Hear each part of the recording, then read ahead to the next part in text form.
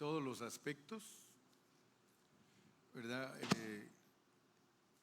Por eso fue que empezamos hablando de Cristo como el Hijo, y que el Nuevo Testamento lo presenta como persona con atributos, con virtudes y el trabajo que él hace. Entonces usted puede repasar en el Spotify o el podcast, a los que les gusta estudiar, pueden repasar todo, lo hemos ido dando en una forma detallada. Entonces después descubrimos que el Señor Jesucristo tiene que ver con la deidad, tiene que ver con la administración divina, o sea, la forma en que Dios dirige su iglesia. Tiene que ver con la creación, qué parte tomó Cristo cuando Dios creó todas las cosas. La encarnación de Dios, qué parte tiene Cristo en esa encarnación.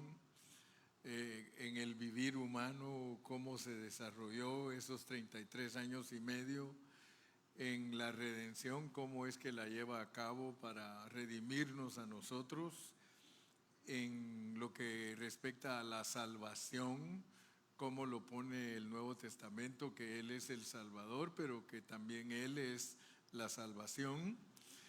Luego también entendemos cómo funciona Cristo en la reproducción, o sea, cómo Él era el único granito, pero que al morir y resucitar se multiplicó en resurrección.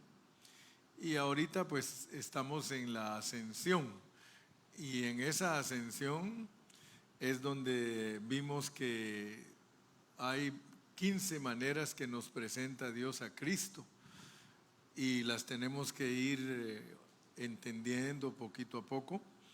Les dije que el primer aspecto que vemos en la ascensión es que Él es el Hijo del Hombre, o sea que cuando Él se va al cielo, Él está allá como Hijo del Hombre. Él era Hijo del Hombre también aquí, y como ahora ya entendemos que Él era el Hijo del Hombre antes de encarnarse, Él era el Hijo del Hombre encarnado, y en el cielo Él sigue siendo el Hijo del Hombre, porque Él tiene una humanidad. Luego vimos que Dios le dio un lugar de honor, lo tiene sentado en su trono y es la mano derecha de Dios. Luego vimos que también en ascensión Él lo coronó de gloria y de honra. Vimos que lo entronizó para llevar a cabo la administración, o sea que el Señor Jesucristo está gobernando todo el universo ahora que Él está en ascensión. Luego vimos que Dios en ascensión también lo puso como soberano de los reyes de la tierra. Otra cosa, que también Dios lo puso en ascensión como príncipe y salvador. Y luego también lo puso como Señor de todo. Y luego vimos que cuando Él subió al cielo empezó a desarrollar un ministerio celestial, o sea que el Señor, desde que se fue, Él ha estado desarrollando un ministerio celestial. Y el último mensaje que vimos es que Dios lo dio por cabeza sobre todas las cosas a la iglesia, y vimos que al ponerlo por cabeza tenemos que entender que es esposo, amén. Muy bien, entonces ahora vamos a seguir con el punto número 10 o el aspecto número 10, y es de que el Señor en ascensión fue exaltado para recibir un nombre que es sobre todo nombre. Pero no solo escuchemos mensajes, sino que pidámosle a Dios que nos ayude a entender lo que eso significa. ¿Qué significa que Dios, cuando exaltó a Cristo, cuando Él se fue al cielo, le da un nombre que es sobre todo nombre? Porque es posible que algunos solo crean que el nombre Jesús, ¿verdad? Que ese nombre que Dios le dio es algo sencillo, pero no, porque pues un nombre cualquiera lo tiene, ¿verdad?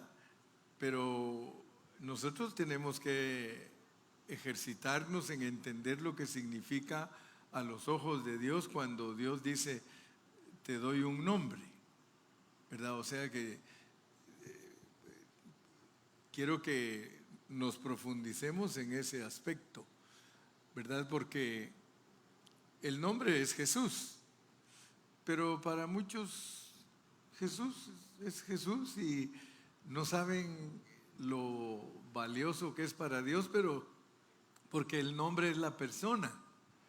Yo quiero que ustedes se den cuenta de eso, que el nombre es la persona, ¿verdad? Como por ejemplo, si ustedes buscan José Carrillo en el internet y quieren saber cuántos José Carrillos hay, les van a aparecer unos 1000.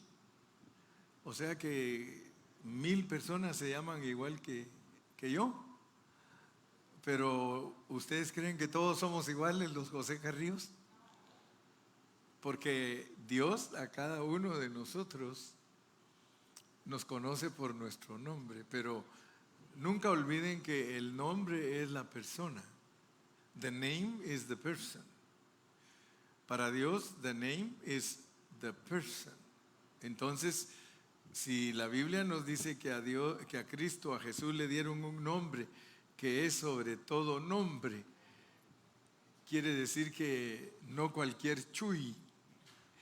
Dios no está hablando de cualquier Chuy, no está hablando de cualquier Jesús, sino que está hablándonos de un Jesús que por su vida, Él es la persona que está sobre todas las personas, ¿verdad?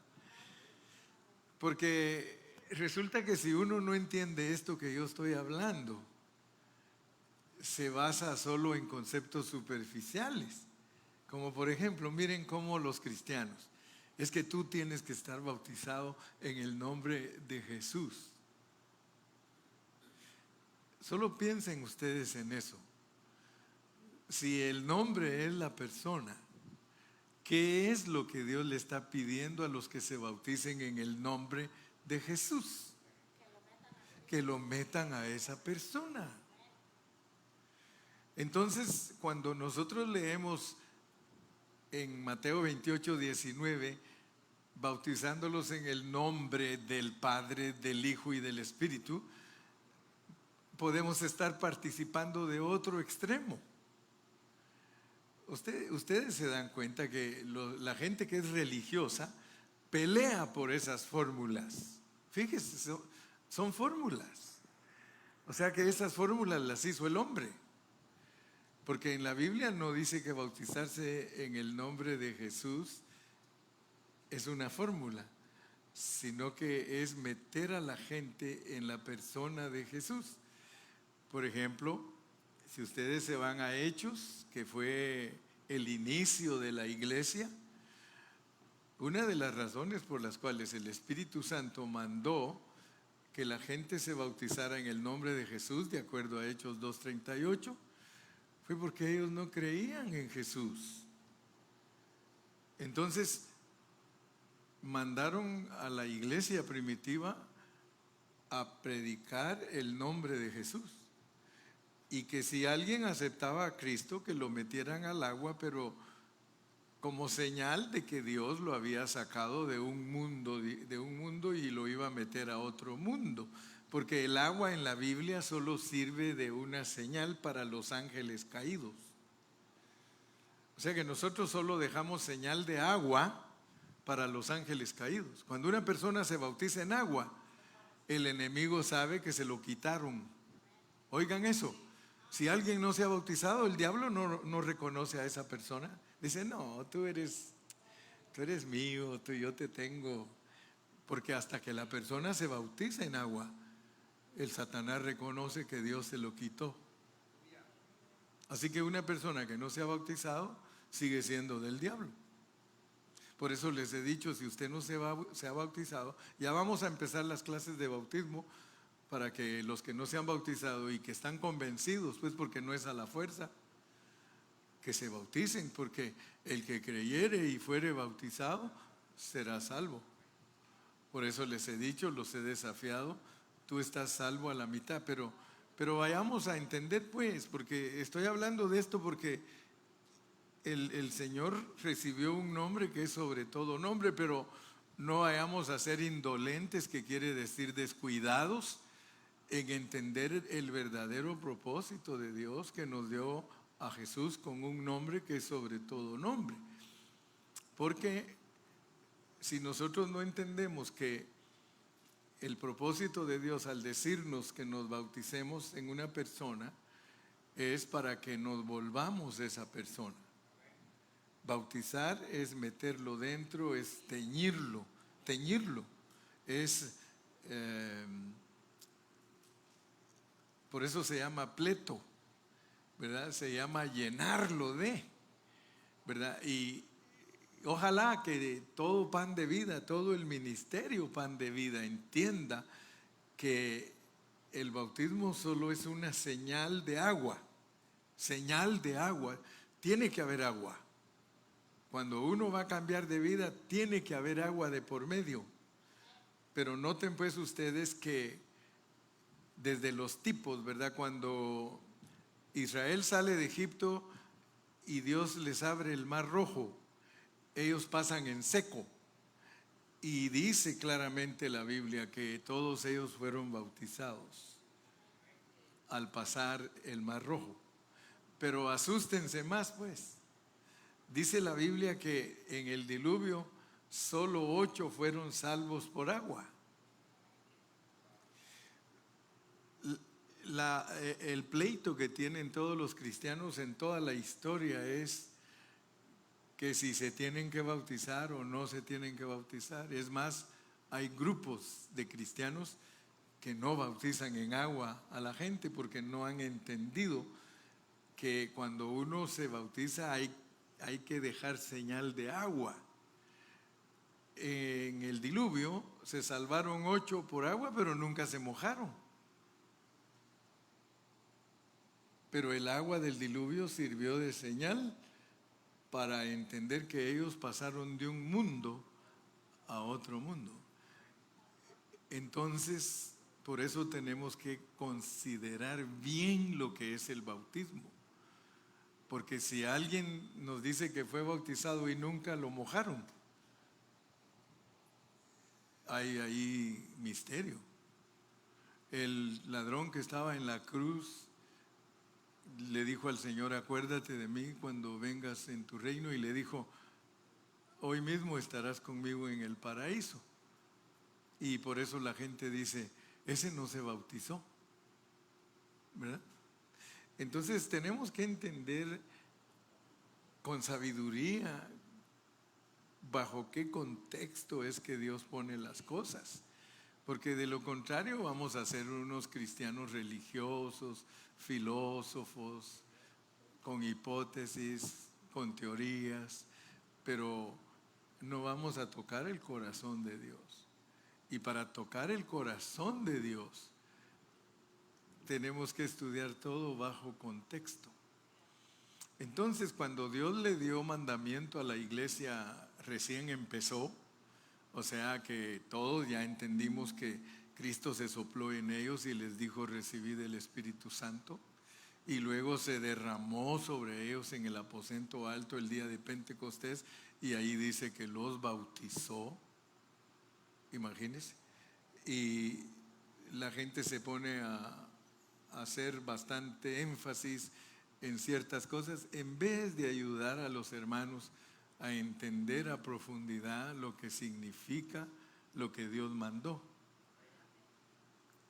Cuando Pedro predicó, él le predicó a los judíos y les dijo claramente: ustedes mataron al autor de la vida. Y les empezó a predicar y les empezó a explicar que Dios mandó a Jesús a buscar a las ovejas perdidas de Israel. Y muchos entendieron y dijeron: ¿qué hacemos? bautícese cada uno en el nombre de Jesús. Métanse en esa persona, ¿verdad? Y prueba de que no es tanto o tan importante para Dios el hecho de meter a la gente al agua, porque hemos metido cientos de hermanos que ni siquiera se convierten. Ni siquiera, mire, hay hermanos que yo he bautizado que ni siquiera convertidos están. Por eso es de que tenemos que realmente explicarle a la gente, ¿verdad? Y por eso el hermano Watchman Nee, él hasta escribió un folletito donde dijo: ¿te atreverías tú a sepultar a alguien que esté vivo? Fíjese. Él procuró que la gente entendiera el bautismo en agua y escribió un folletito de poquitas páginas, pero él preguntaba: ¿te atreves tú a sepultar a una persona viva? Y luego explica y dice: pues eso es lo que hacen los evangélicos. Los evangélicos meten al agua a gente que está viva y no le explican que el bautismo es un funeral, que es una sepultura. Es para que te sepulten y que salgas en resurrección. Entonces, legalmente, si alguien lo metemos al agua, es diablo, lo metemos al agua y lo sacamos del agua sin que se convierta, sin que se muera en su vida de la carne, un diablo mojado. Sale de ahí un diablo mojado, ¿no? Pero está en la vida de la iglesia y es un diablito mojado. Porque el bautismo es una sepultura. Si nosotros le explicáramos a la gente eso, tal vez durarían o tal vez entenderían más lo que es estar en la vida de la iglesia. No hay amenes, ¿verdad? Entonces somos muy responsables de muchas cosas. En exaltación a Cristo le dan un nombre que es sobre todo nombre. Entonces los judíos tenían que aceptar a Cristo. Y luego, cuando ya los judíos no quisieron aceptar a Cristo, entonces Dios levantó a Pablo y dijo: yo me voy a los gentiles. Y entonces a los gentiles, mire, a los gentiles es las naciones. Y a las naciones no nos mandan a bautizarlas en el nombre de Jesús. ¿En el nombre de quién? Padre, Hijo y Espíritu Santo. A las naciones. Por tanto, id y haced discípulos a todas las naciones, ya no judíos. A los judíos los tenían que bautizar en el nombre de Jesús, pero vuelvo a repetir, no era una fórmula, era meterlos en la persona que había sido rechazada. Por eso es que ahí en Hechos 2:38 está que se tenía. Pero ya después hay que respetar lo que Cristo mandó a decir a los gentiles. Ahora, la pregunta que hacen todos es, en las epístolas dice: demuéstreme usted que a la gente la bautizaron en el nombre del Padre, del Hijo y del Espíritu Santo. Porque esos son los argumentos, ¿verdad? Esos son los argumentos. Alguien viene y dice: si tú me demuestras en las epístolas de Pablo que bautizaron en el nombre del Padre, del Hijo y del Espíritu Santo, yo te creo. Pero es que no era una enseñanza para pelear. Por eso es que no aparece en las epístolas que se haga de esta y esta, solo está registrado en el libro de los Hechos. Ya en las epístolas Pablo es trinitario. Y si él se pone a predicar una cosa doctrinal, pues iba a mezclar los asuntos. Pablo en todas sus epístolas habla del Padre, del Hijo y del Espíritu Santo y de la iglesia. Padre, Hijo, Espíritu Santo y la iglesia. Padre, Hijo, Espíritu Santo y la iglesia. Entonces nosotros no vayamos a caer en errores que nos dividen, en errores que nos hace que un grupo tenga una bandera y otro grupo tenga otra bandera, que de hecho ustedes saben que así es en todo el mundo. Los cristianos, cada quien tiene su bandera. según la manera que él entiende la Biblia, esa es su bandera. Pero si nosotros dejamos que la bandera del Señor se exhiba, entonces no nos vamos a meter a defender banderas. Él es exaltado y recibe un nombre que es sobre todo nombre. Vamos a leer entonces en Filipenses 2:9. Filipenses 2:9.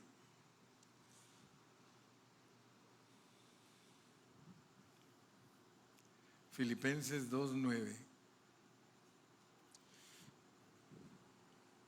¿Lo tienen? Ahí está, ¿verdad? Dice, por lo cual Dios también le exaltó hasta lo sumo y le dio un nombre que es sobre todo nombre. O sea que aquí con esto queremos ver lo maravilloso que es Cristo. Dice que se humilló hasta lo sumo y Dios lo exaltó hasta la cúspide más alta. Entonces aquí el nombre al cual se refiere Filipenses 2:9 es el nombre de Jesús, como está indicado en el siguiente versículo. Desde el tiempo de la ascensión no ha habido hombre alguno que tenga un nombre más alto que Jesús. Señor Jesús quiere decir dueño de todo.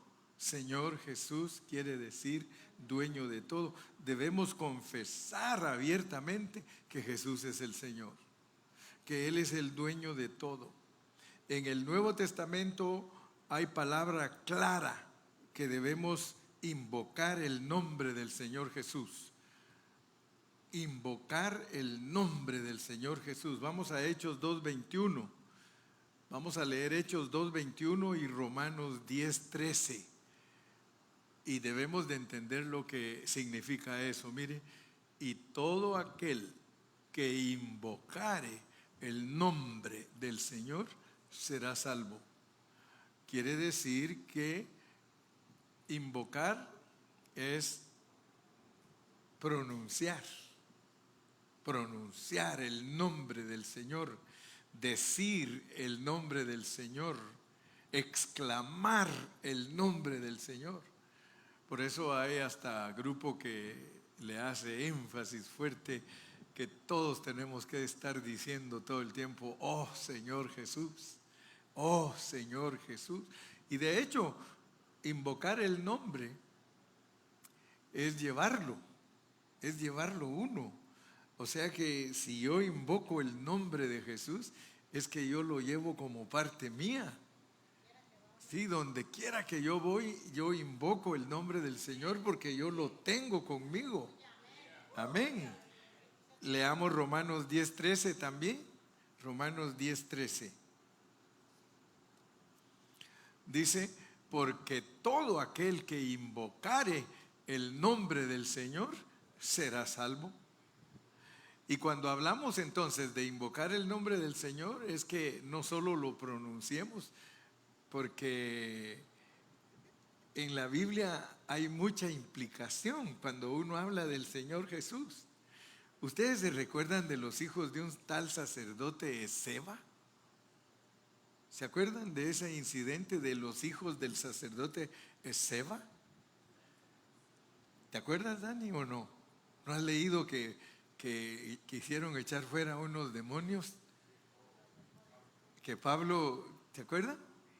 Sí, ¿verdad? Que dijeron en el nombre de ese Jesús que predica Pablo, os conjuramos que salgáis fuera, ¿sí o no? ¿Y qué le contestaron los demonios? Por eso les digo que no es nada más de hablar el nombre, es que lleva una implicación profunda, ¿verdad? Porque cuando los demonios oyeron que ellos les dijeron, ellos le contestaron, sabemos quién es Pablo. Por eso yo quiero que ustedes vean que yo no estoy tratando de llenar el tiempo aquí para ver si los convenzo en algo que mi mente calenturienta carga. No, yo estoy mostrándoles a ustedes los hechos de la palabra. Cuando uno invoca el nombre de Jesús es porque uno es Jesús. O sea que llevar el nombre no es nada más de que, yo en el nombre lo hice. Es que los demonios reconozcan que tú eres Jesús. ¿Por qué Jesús tuvo una gran victoria de decir, el que me ha visto a mí ha visto al Padre? Porque Él vivía la vida del Padre. Entonces nosotros podemos ser buenos oradores, podemos ser buenos predicadores, pero si no es Jesús el que habla a través de nosotros, en vano estamos gritando, en vano. Por eso es que los hermanos tenemos que entender que cuando algún hermano vive la vida de Cristo y nos exhorta, esa exhortación debe ser recibida por nosotros, porque es un hermano que está viviendo a Cristo. No lo vamos a juzgar por sus debilidades o por sus carnalidades, sino que porque vive a Cristo, ¿verdad? Está tratando de vivir a Cristo. Entonces, yo quisiera que ustedes alcancen a discernir lo que estoy hablando. A Pablo conocemos, pero ustedes, Hechos 19, ¿cuánto? 15.